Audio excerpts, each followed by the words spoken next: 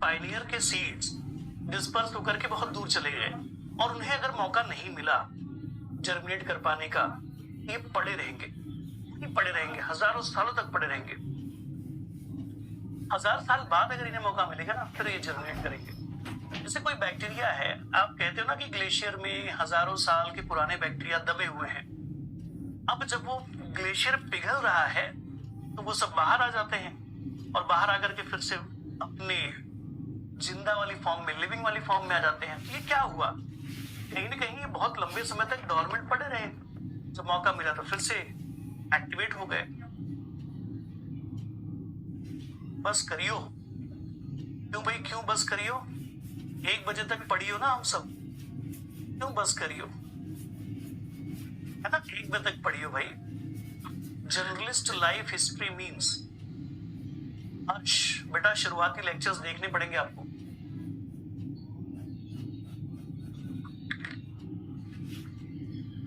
ठीक है।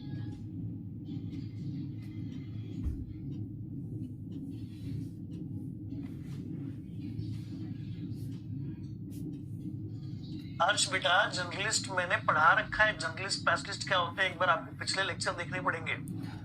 अब अगर हम बार बार पिछला पोर्शन ही रिवाइज करते, रिपीट करते रहेंगे तो फिर हमारा कभी कंटेंट खत्म ही नहीं होगा।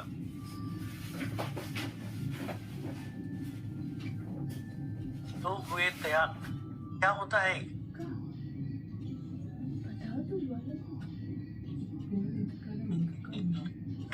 डाटा खत्म हो गई हो, ठीक है, तो खत्म हो गई हो तो रिकॉर्ड तो देख लियो बाद में, और क्या। डाटा खत्म हो गया है।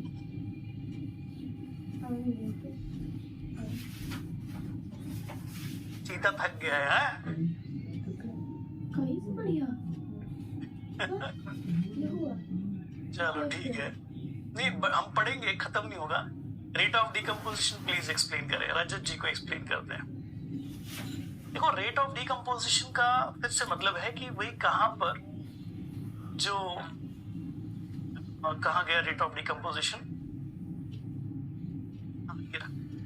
या रोल ऑफ लिखा है बेटा, रेट नहीं लिखा है, वो रोल लिखा है, रोल रोल रोल। रोल का मतलब होता है कि कोई कम्युनिटी में डिकम्पोजर्स का बहुत इंपॉर्टेंस है कि नहीं है, ठीक है।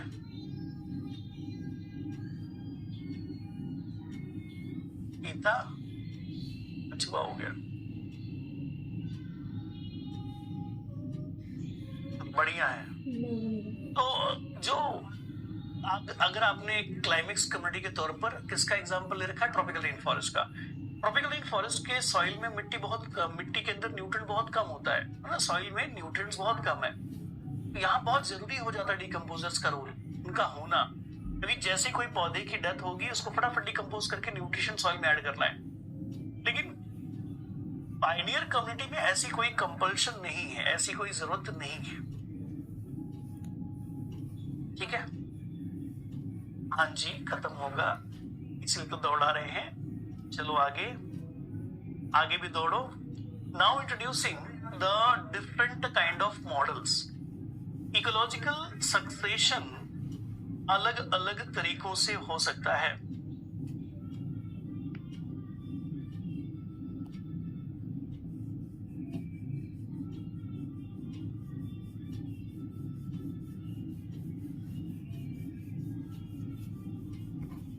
तो बहुत लंबे वक्त तक ये माना जाता था कि इकोलॉजिकल सक्सेशन सिर्फ एक ही तरीके से होता है, बहुत लंबे टाइम तक ये बात मानी गई।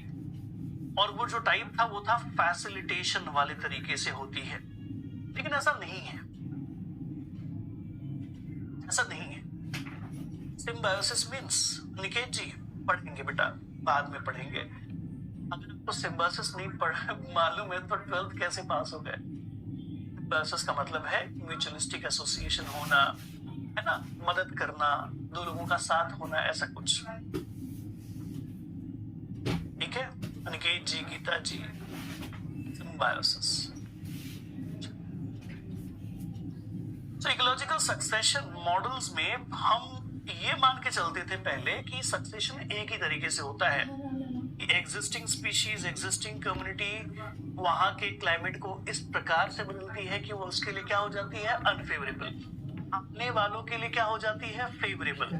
जब मैंने पूरा डेफिनेशन एक्सप्लेन किया तो भी मैंने यही पॉइंट ऑफ व्यू रखा था, है ना। जब डेफिनेशन एक्सप्लेन किया तो भी यही किया, मैंने यही बताया कि जो भी क्लाइमेक्स कम्युनिटी है या जो भी कम्युनिटीज है, होगा ये कि उन्हें कोई आने वाली कम्युनिटी रिप्लेस कर दी। कैसे?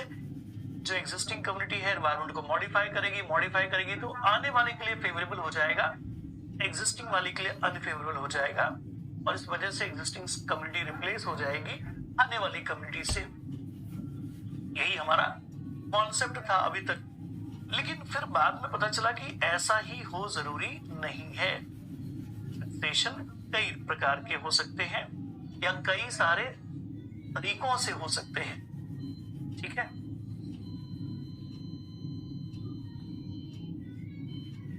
उसको रिप्लेसमेंट नहीं कहते बेटा, उसको न्यूडेशन कहते हैं। वो तो खाली हो गया, लाइफ फॉर्म खत्म हो गए, उसको रिप्लेसमेंट नहीं कहते,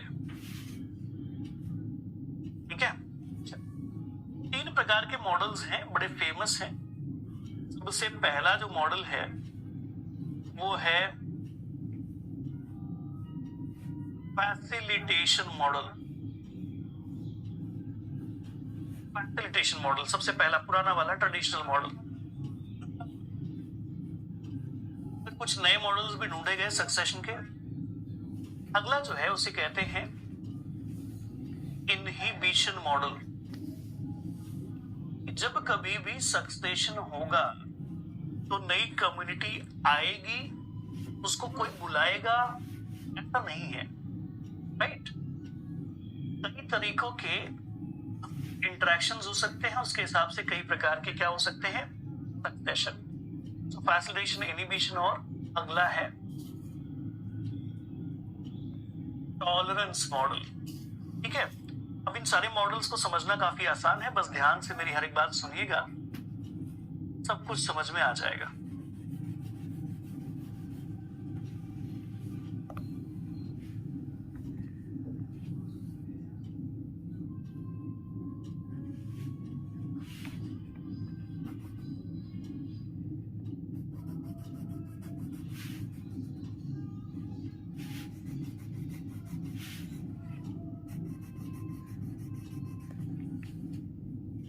चलो, फैसिलिटेशन मॉडल में क्या होता है।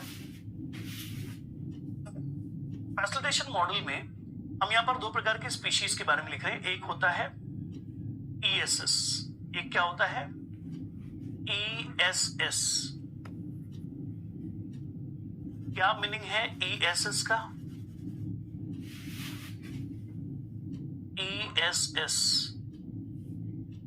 ESS का मतलब है अर्ली सक्सेशनल स्पीशीज। जिसको नहीं पता लिख लेना, मैं बोल रहा हूं, अर्ली सक्सेशनल स्पीशीज। और एक होता है LSS, लेट सक्सेशनल स्पीशीज।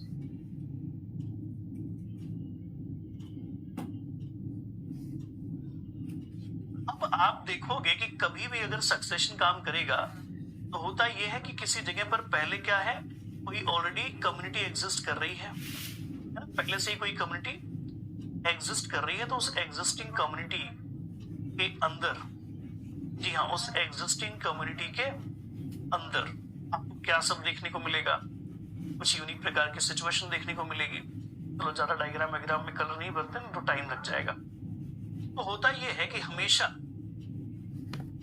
जब कभी भी ESS स्पीशीज, जब कभी भी ESS स्पीशीज एनवायरमेंट को या किसी भी प्लेस पर होगी, एनवायरमेंट को मॉडिफाई करेगी, तो ESS स्पीशीज जब कभी भी एनवायरमेंट को मॉडिफाई करेगी, that environment will become unfavourable, that environment will become unfavourable for that species, environment will become unfavourable for that species.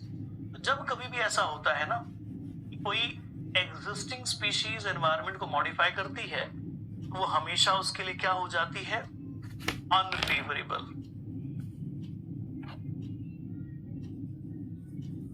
हमेशा उसके लिए क्या हो जाता है, अनफेवरेबल। हमेशा उसके लिए क्या हो जाता है, अनफेवरेबल। होता है अनफेवरेबल। ये हमेशा हर जगह पर यही होगा कि आप अगर अपने आसपास के एनवायरनमेंट को ज्यादा, है ना, ज्यादा परेशान करोगे, ज्यादा डिस्टर्ब करोगे, तो ये आपके लिए कैसी हो जाएगी, अनफेवरेबल। हमेशा यही होता है कि कोई स्पीशीज अपने आसपास के एनवायरनमेंट को एक्सप्लॉइट करे, ज्यादा यूज करे, तो वो क्या हो जाएगी, उसके लिए धीरे धीरे एडवर्स, अनफेवरेबल हो जाएगी। लेकिन आने वाली स्पीशीज के लिए कैसा हो रहा है, आने वाली स्पीशीज के लिए कैसा हो रहा है, उसी के हिसाब से है टाइप्स। आने वाली स्पीशीज के लिए कैसा हो गया, फेवरेबल। जो भी एनवायरमेंटल कंडीशन में बदलाव थे वो आने वाली स्पीशीज को क्या कर गए, फायदा पहुंचा गए, फेवरेबल आ गए। तो इसको क्या कहोगे आप, फैसिलिटेशन। आने वाले के लिए ना, जो अतिथि आ रहे हैं उनके सत्कार में सारी फूल बिछा रखे हैं, सब कुछ अच्छा कर रखा है, उसको कहेंगे फैसिलिटेट करना। ठीक है, ये हो गया फैसिलिटेशन मॉडल। अच्छा, उसके बाद अगर आने वाली स्पीशीज के लिए कंडीशन कैसी बना रखी है, LSS को आने में क्या कर रहा है, मदद कर रहा है, नहीं कर रहा, क्या स्थिति है, उसके हिसाब से। तो एग्जिस्टिंग स्पीशीज ने तो डेफिनेटली एनवायरनमेंट को अपने लिए एडवर्स बना लिया, लेकिन आने वाली स्पीशीज के लिए एनवायरनमेंट कैसी बन गई, आने वाली स्पीशीज के लिए कैसी हो गई, अनफेवरेबल।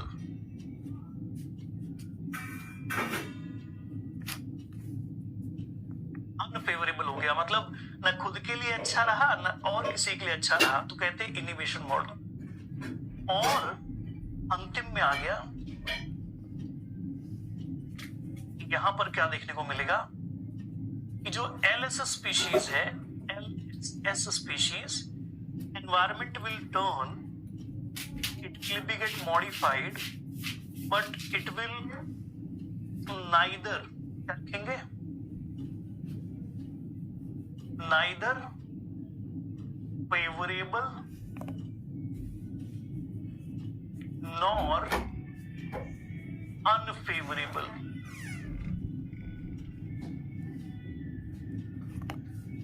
और अगर आप ये सारी बातें समझ जाते हो, ये जो एरो है, ये एरो क्या रिप्रेजेंट करता है, arrow is representing the change in environmental condition. ये रिप्रेजेंट करता है change in environmental condition. Arrow is representing the change in environmental condition. तो अगर आप ये तीनों बातें ध्यान रख लेते हो तो आपको क्या समझ में आ जाएगा, what is exactly the different types of models. जो भी डिफरेंट टाइप्स ऑफ मॉडल्स हैं वो आपको क्लियर हो जाएंगे, ध्यान रह जाएंगे, याद रह जाएंगे। ठीक है, ये है 3 प्रकार के सक्सेशनल मॉडल्स।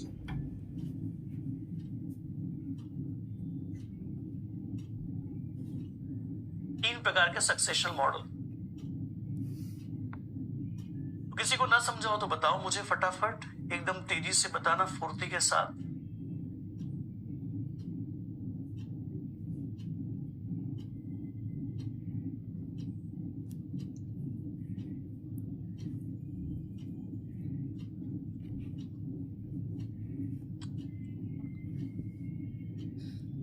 जल्दी बताओ, शाबाश। तो टाइप ऑफ सक्सेशन मॉडल कैसा है, आने वाले के लिए एनवायरनमेंट कैसा बदल रहा है, उसके हिसाब से टाइप्स है। आने वाले के लिए वेलकम है तो फैसिलिटेशन, आने वाले के लिए क्या कहते हैं, नॉट वेलकम है तो इनिबिशन मॉडल, आने वाले के लिए ना फायदे हुआ ना नुकसानदायक हुआ तो फिर टॉलरेंस मॉडल। इसमें क्वेश्चन आएगा, सही बात है, आएगा।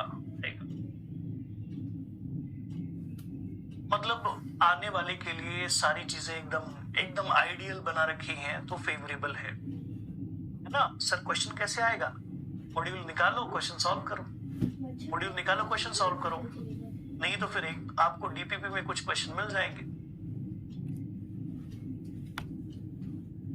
इसमें सेकंड में समझने में बहुत प्रॉब्लम हुई, बट आज इजी। अरे बाप रे बाप रे, बहुत बढ़िया, शाबाश, समझ में आ गया, वेरी गुड। मुझे लगा कि नहीं समझ में आ गया, एक पल के लिए तो मैं डर गया था कि मैंने समझा है लेकिन क्यों नहीं समझा।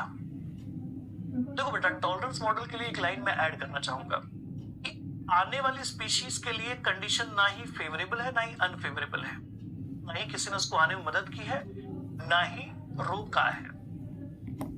जो एग्जिस्टिंग स्पीशीज है उसके लिए तो डेफिनेटली कंडीशन अनफेवरेबल हो गई, लेकिन अब आगे की बात ये बढ़ती है कि जो आने वाली स्पीशीज है वो कैसे आई, किसी की वजह से आई या किसी ने उसे आने से रोका, ऐसा कुछ नहीं हुआ है, बल्कि वो अपने दम पर आई है ना, वो अपने दम पर आई है।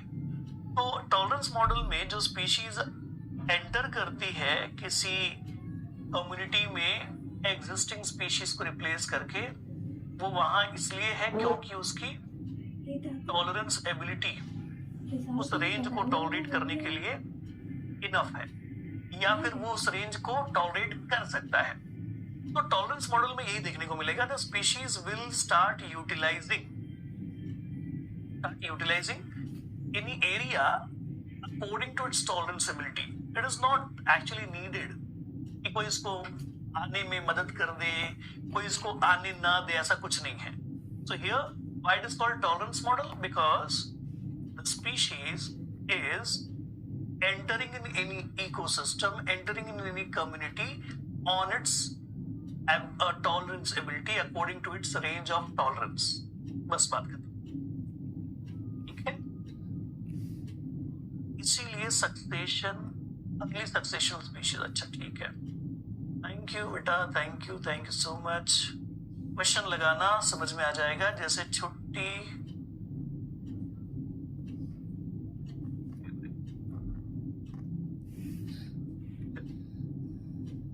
वेरी गुड, आगे बढ़ते हैं।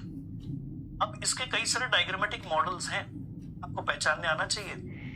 कैसे पहचानेंगे कि कौन सा किस प्रकार का मॉडल है? तो ऐसी अगर शक्ल दिखे कि कोई स्पीशीज ए है, पहले तो कोई बैरन एरिया है, उस बैरन एरिया में कोई स्पीशीज ए आ गई, फिर स्पीशीज ए की वजह से बी आ